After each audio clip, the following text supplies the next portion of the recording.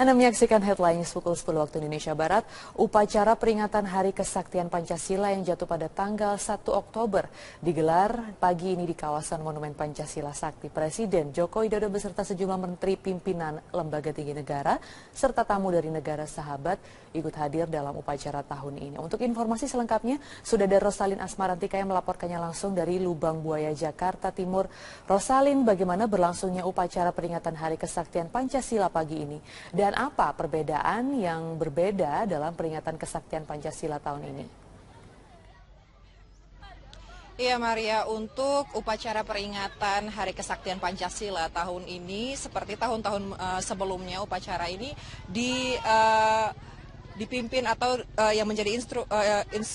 yang menjadi inspektur upacara adalah Presiden Joko Widodo, dan upacara dimulai pukul 8 hingga pukul 8.30 pagi tadi. Selain Presiden Joko Widodo, hadir pula Wakil Presiden Yusuf Kala, kemudian juga para Menteri Kabinet Kerja dan para pimpinan lembaga tinggi negara, juga duta besar dari negara sahabat, Maria.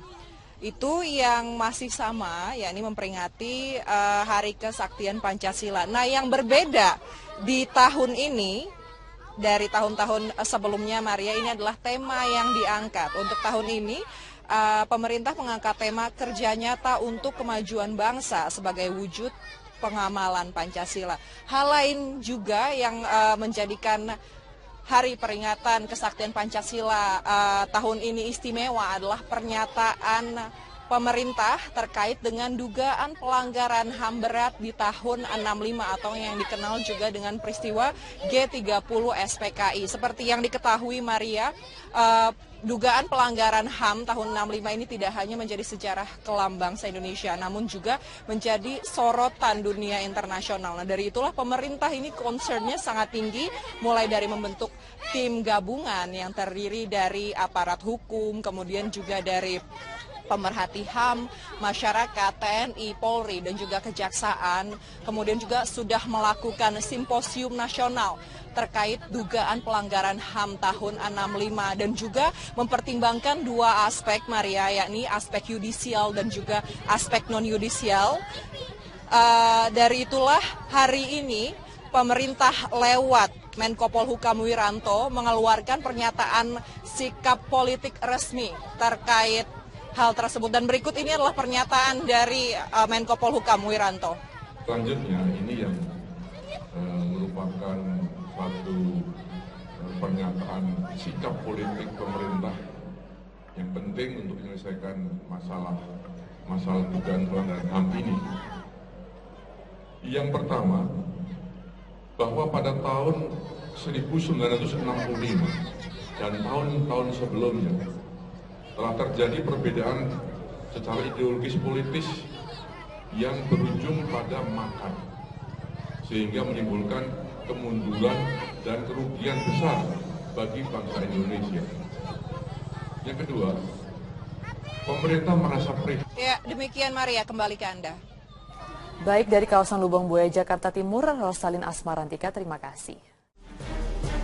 Kembali di Metro Siang, pemerintah tidak akan menyatakan minta maaf kepada korban tragedi nasional 30 September 1965 yang lebih dikenal dengan peristiwa G30 SPKI. Peristiwa pembunuhan 7 jenderal ketika itu berdampak luas hingga terjadinya pembunuhan terhadap orang-orang yang dianggap PKI sebagai dalang peristiwa G30 SPKI. Memperingati 50 tahun Hari Kesaktian Pancasila, Presiden Joko Widodo beserta segenap Menteri Kabinet Kerja serta jajaran TNI Polri melaksanakan upacara Hari Kesaktian Pancasila di lapangan Monumen Pancasila Sakti Lubang Buaya, Jakarta Timur. Dalam kesempatan tersebut, Presiden juga menghimbau agar peristiwa berdarah tahun 65 tidak kembali terulang. Presiden Joko Widodo juga menegaskan tidak akan menyatakan minta maaf atas peristiwa G30 SPKI.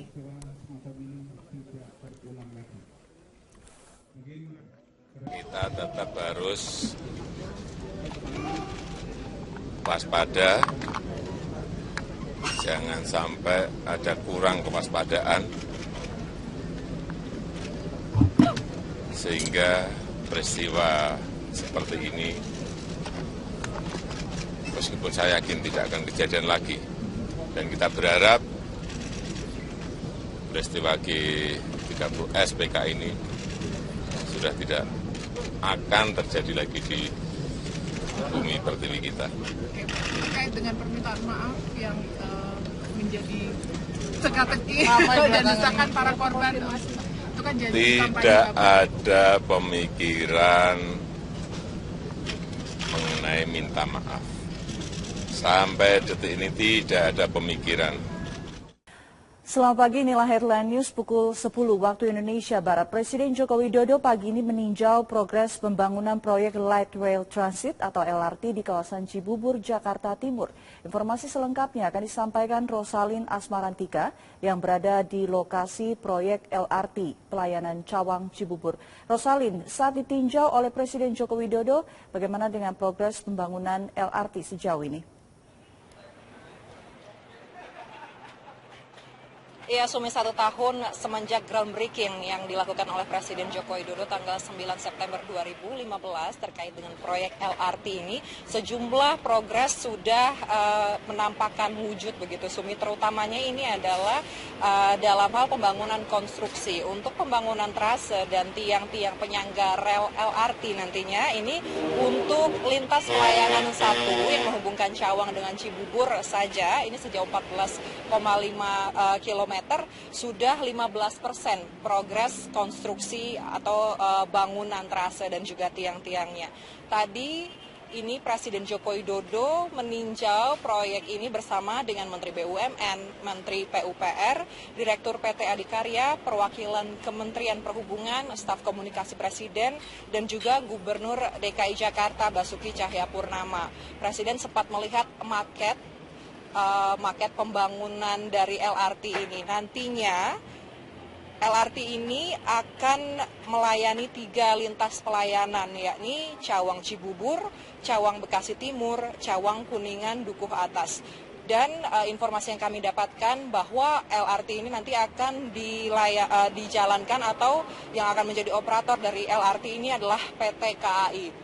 Dan untuk transetnya sendiri atau unit kereta ringan, pemerintah rencananya akan membuka tender untuk pembelian unit set kereta ringan. Dan berikut ini adalah pernyataan dari Menteri BUMN Rini Sumarno terkait proyek tender dari LRT ini.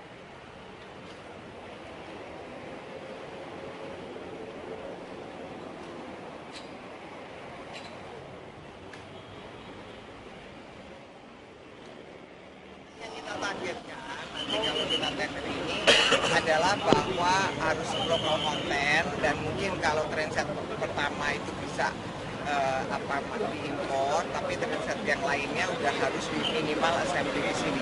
Jadi proses tendernya juga termasuk bahwa mereka harus mau membangun di sini. Oke. Usai meninjau proyek LRT atau kereta ringan di Cibubur ini, Presiden Joko Widodo beserta dengan rombongan meluncur ke Dukuh Atas meninjau lagi proyek transportasi lainnya, yaitu MRT yang nantinya juga akan melayani masyarakat DKI Jakarta menuju ke kota-kota penyangga di pinggiran DKI Jakarta. Kembali ke Anda, Sumi. Terima kasih Rosalin untuk informasinya. Ya pemirsa, inilah headline news pukul 11. Tadi baru saja Presiden Joko Widodo mengunjungi dan juga sekaligus memantau jalur MRT khususnya di Dukuh Atas, dan beberapa target disampaikan oleh Presiden Joko Widodo, dan berikut target Presiden Joko Widodo. Stasiun Dukuh Atas ini nanti ada 3 lantai di sini, dan kita lihat juga untuk tunnel, untuk terowongannya juga sudah tembus.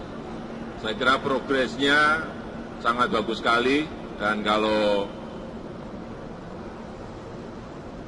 boleh saya sampaikan, ini insya Allah nanti 2019 ini yang dari selatan menuju ke Bundaran HI, dari Lebak Bulus menuju ke HI, ini insya Allah sudah selesai. Panjangnya kurang lebih 15,7 km. Ini selesai dan bisa ditempuh saya kira di bawah 30 menit. Sangat cepat sekali. Dan secara rincian untuk pembangunan konstruksi dari MRT khususnya fase 1 dari Bundaran HI Lebak Bulus ini secara keseluruhan sudah selesai 54,50% dan secara rincian untuk proyek struktur jalan layang ini telah selesai 36,56% dan untuk struktur bawah tanah sudah selesai 72,60% dan data ini telah diupdate per 31 Agustus 2016. Dan memang secara umum pekerjaan konstruksi yang tengah dilakukan saat ini antara lain merupakan konstruksi area depo MRT, pekerjaan pembuatan pondasi kolom jalur dan juga kolom untuk stasiun layang. Dan juga ada pekerjaan yang saat ini dilakukan yaitu pembangunan struktur buk stasiun bawah tanah serta pekerjaan pembuatan terowongan jalur bawah tanah.